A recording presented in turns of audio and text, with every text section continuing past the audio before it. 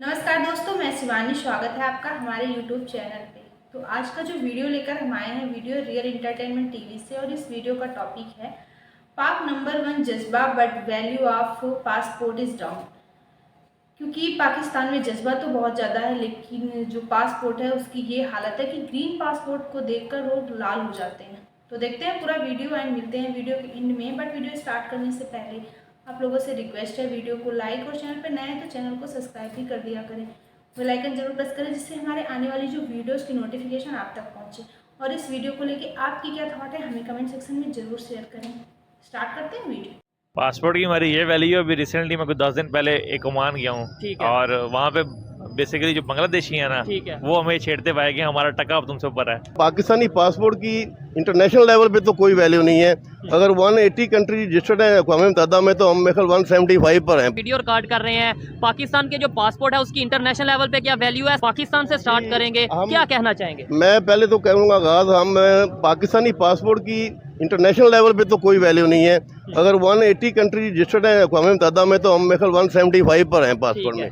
और रीज़न ये है कि हमारी कोई एथिक्स वैल्यू नहीं है। हम जहाँ भी जाते हैं अपना आप दिखा देते हैं। हमें क्योंकि तालीम की कमी है, एजुकेशन हमें है नहीं। हम जहाँ भी मौका मिलता है कोई ना कोई दाव मारने की कोशिश करते हैं, कोई गड़बड़ कर देते हैं। शॉर्टकट हम ढूंढते हैं कि भाई अपने आप को ज्यादा ज़हीन समझते हैं, जुगाड़ी, और हम अपने आप को बड़ा वो ज़हीन समझते हैं। चलो है नहीं हम ऐसे। ठीक है। और हमारा हमसाया मुल्क है, उसने एक कौम के तौर पर, चाहे उन्होंने हिंदुत्व पे भी किया काम, मगर वो एक कौम पे बिल्ड हुए हैं।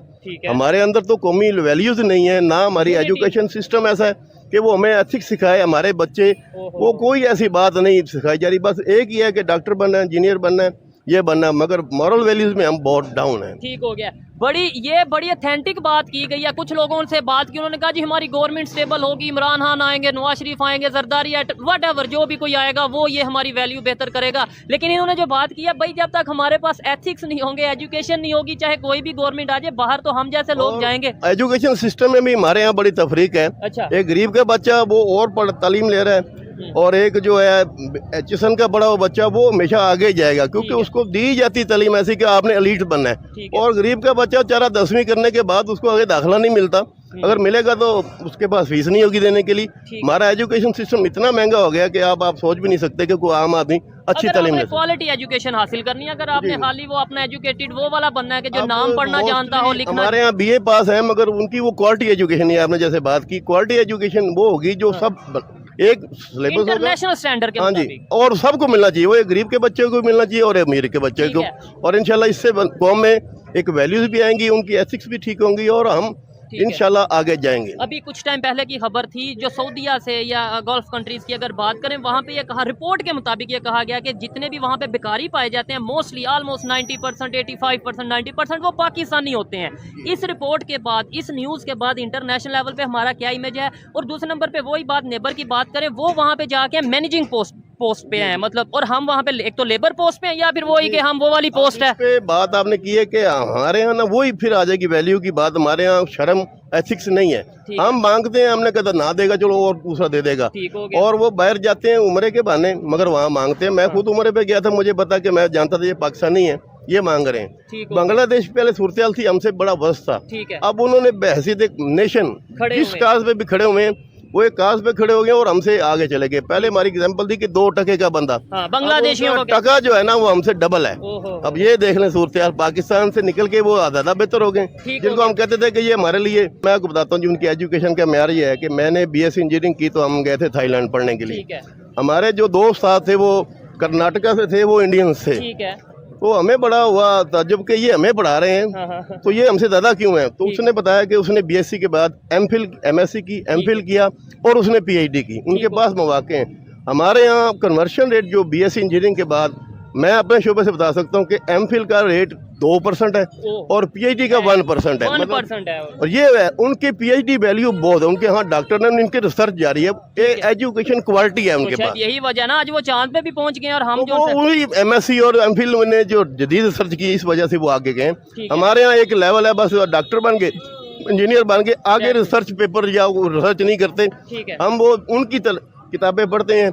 अभी भी इंजीनियरिंग की बेसिक बुक्स इंडियंस की हैं। मैं इसका गवाह हूँ, मैंने तो किताबें उनकी पढ़ के ही हमने की और हम उन्हीं को गालियाँ निकालते हैं। उन्हीं की किताबें पढ़ते हैं, हमने खुद अपनी नहीं बनाई किताबें। और ये तो हमने शॉर्टकट्स बनाए हैं, MCQs बना दिए हमारे दो लोगों ने वहां से उठा हाँ जी, वो कंपाइल कर दिया, उसको थोड़ा सा और शॉर्ट कर दिया, वेब पेज बना दिया, इस पे जो सारे सवाल आते हैं। हमारे रिसर्च की बहुत कमी है।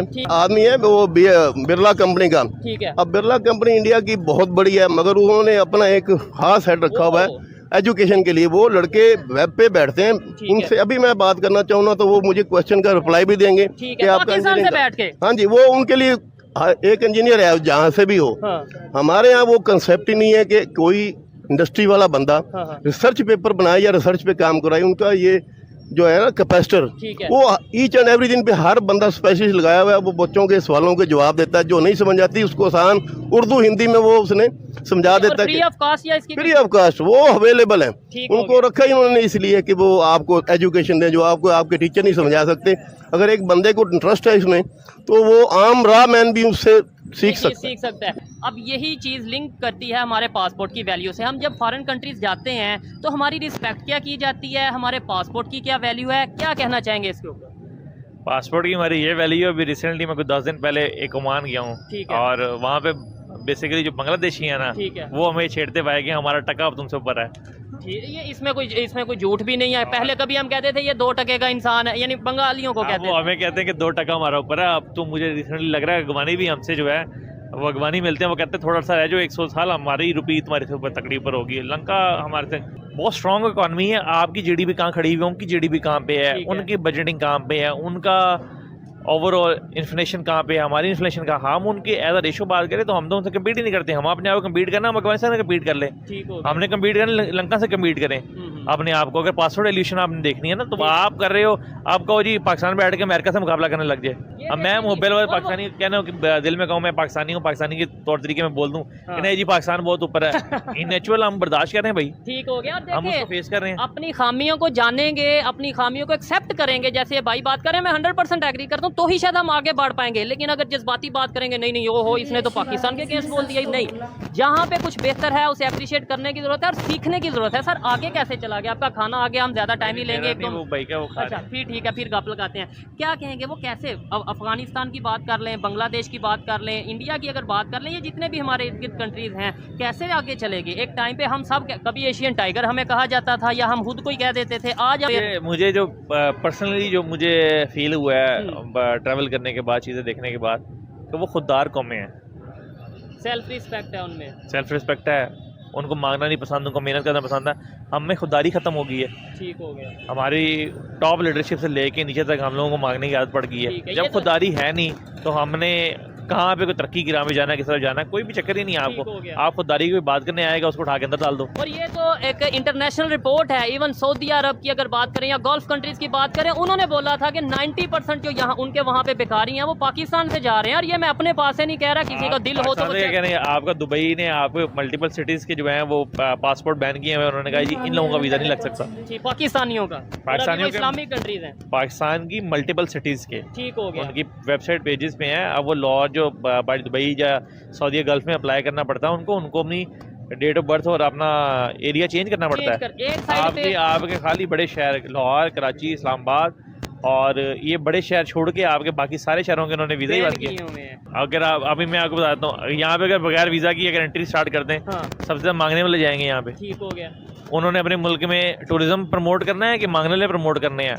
आप यदि गल्फ कंट्री में जाएँ, वहाँ पे आपको मांगने वाले नजर आते हैं, वो छूटते हैं उनके ऐसा होता है जैसे जनरल होता है वहाँ का, ठीक है, वो इतना डरते हैं उसे, ठीक है, छूटता है जिसे पुलिस ऑफिसर कहते हैं। वहाँ पे आपको मांगने वाला कोई नजर नहीं आता। तो वहाँ इंडियंस के लिए अगर ये फ्री किया है कि वीजा फ्री एंट्री किया है, उसकी क्या रीजन हो सकती है? बेसिकली थाईलैंड ने अपने टूरिज्म को प्रमोट करना और उनका बहुत बड़ा जो टूरिस्ट है वो इंडिया से जाता है, तो इसीलिए उनको फैसिलाइज करने के लिए उन्होंने वहाँ से बुलाया। ठीक हो गया। सर लास्ट में बस मुझे ये बता दें, बड़ी ऑथेंटिक और लॉजिकल बात की है, चाहे थोड़ा सा क्रिटिसाइज किया गया लेकिन बेहतरी के लिए किया गया। लास्ट में ये बता दें बेहतरी कैसे आ सकती है, क्या ऐसा किया जाए? गवर्नमेंट का कसूर है, पब्लिक का कसूर है, या दोनों का ही कसूर है? और चेंज कैसे आएगा या नहीं आ सकता?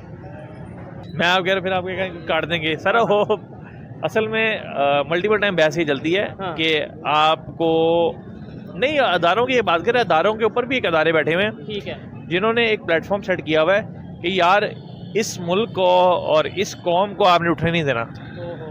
वो इंटरनेशनल लेवल के इदारे हैं या हमारे अंदर ही? इंटरनेशनल आप बेसिकली देखें ना, इंटरनेशनल के इदारे दुनिया तो आपको नहीं करेगी, वो तो आपको फंड करेगी। ऐसे ही है। और वो हम खुद फंड लेने जाते हैं, वो नहीं आते। जब बिकने यहाँ बैठे हो आप लोग, ठीक है, मुझे अगर फंड करे यहाँ पे आके, यार तुझे मैं फंडिंग देता हूँ, तूने ये सादा प्लाजा नहीं खड़े होने देना, ठीक है। अब बहैसियत वो प्लाजा खड़ा होगा, वो होगा तो वो अपॉर्चुनिटी बढ़ेगी, लोगों का रोजगार बनेगा, सबका फायदा होगा, सबके मतलब इस इलाके का फायदा होगा ना उसके लिए। मतलब छोटी एग्जाम्पल कोड कर रहा हूँ, मैं तो बेजमीर आदमी हूँ, 2-4 लाख 5 लाख में बिक के इस प्लाजे को खड़ा ना दूँ, मेरे पावर अथॉरिटी हो। और मोस्टली पाकिस्तान में ऐसे ही हो रहा है। छोटी एग्जाम्पल आपको मैं कोड कर रहा हूँ, ठीक है। अब 2 करोड़ की फंडिंग के ऊपर मैं पाकिस्तान को खड़ा ही ना होने दूँ। ऐसे ही है। मुझे बाहर से अच्छे डॉलर्स आ रहे हैं और मुझे उन्होंने कह दिया कि जी आपने तरक्की के दिन गामजन नहीं होने देना, आपने ऐसे चल रहा है, ऐसे चल देना है। और बड़े प्रोजेक्ट हैं जिनका मैं नाम ले सकता हूँ, बहुत से ऐसे डैम्स हैं जो कि इस वजह से सिर्फ इस सियासत की। तो फ्रेंड, ये थी आज की वीडियो। हाल ही में पासपोर्ट रैंकिंग जारी करने वाली संस्था ने 2024 का इंडेक्स जारी किया। International air transport association data पर आधारित जो लिस्ट है उसमें पाकिस्तान की जो रैंकिंग है वो 100 के बाहर है। मतलब पाकिस्तान के पासपोर्ट की कोई वैल्यू नहीं है।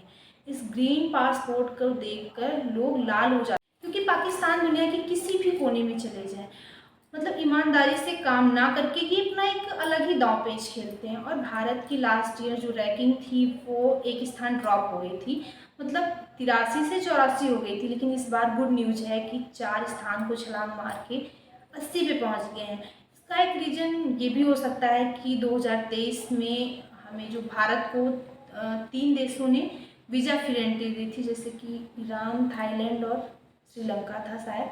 तो 2024 में देखते हैं कि भाई भारत को कितनी फ्री वीज़ा एंट्री मिलती हैं। और वहीं पाकिस्तान की बात की जाए तो ग्लोबल भिखारियों के शेयर में यूरोप, अमेरिका, ऑस्ट्रेलिया में 27% भिखारी पाकिस्तान के पाकिस्तानी वीज़ा पे हैं। 109 नंबर पर रैंकिंग है पाकिस्तान के पासपोर्ट की। और इनका जो पासपोर्ट है दुनिया के 4थे सबसे ख़राब पासपोर्ट है। अगर पाकिस्तान की जो भिखारी हैं इनकी संख्या ऐसे ही बढ़ती रही तो इनका जो पासपोर्ट है ना इससे भी ज़्यादा ख़राब होगा। क्योंकि जिस तरह से इस वीडियो में हमने देखा कि लोग किसी को मतलब कोई भी किसी कंट्री में जाता है तो लोग उसे प्रमोट करने के लिए, नाम लेने के लिए, नाम करने के लिए आते हैं और लोग अपनी कंट्री में उन्हें बुलाते हैं, भीख मंगवाने के लिए नहीं बुलाते हैं। एक टाइम था जब हमारी रैंकिंग 96 नंबर पे थी, शायद 2014 की बात है। मतलब 10 सालों में हमने बहुत ज़्यादा तो नहीं, लेकिन हाँ ये है कि 80 नंबर पे आ गए हैं हम। तो आने वाले दिनों में जो है वो भारत का जो फ्यूचर है वो ब्राइट लग रहा है, क्योंकि हर सेंटर में भारत बूस्ट लग रहा है। तो इससे लगता है कि आने वाले दिनों में काफ़ी बेहतर होगा। और रही बात भिखारिस्तान की, तो हमेशा अपना जो कंपेरिजन है वो भारत से ही करते हैं। लेकिन मुझे ये बात बहुत अच्छी लगी कि 2-4 साल 10 साल का तो पता नहीं कि मतलब ये कहाँ पहुँचेंगे, बट पाकिस्तान का एक पल का, एक दिन का, एक महीने का कोई अता पता नहीं है कि इनका क्या होगा। आई होप सो आपको वीडियो अच्छी लगी होगी। अच्छी लगी हो अपने ओपिनियन हमें कमेंट बॉक्स में ज़रूर शेयर करें। वीडियो को लाइक, चैनल को सब्सक्राइब करें। मिलते हैं नेक्स्ट रिएक्शन में किसी अच्छे से टॉपिक के साथ। तब तक के लिए थैंक यू।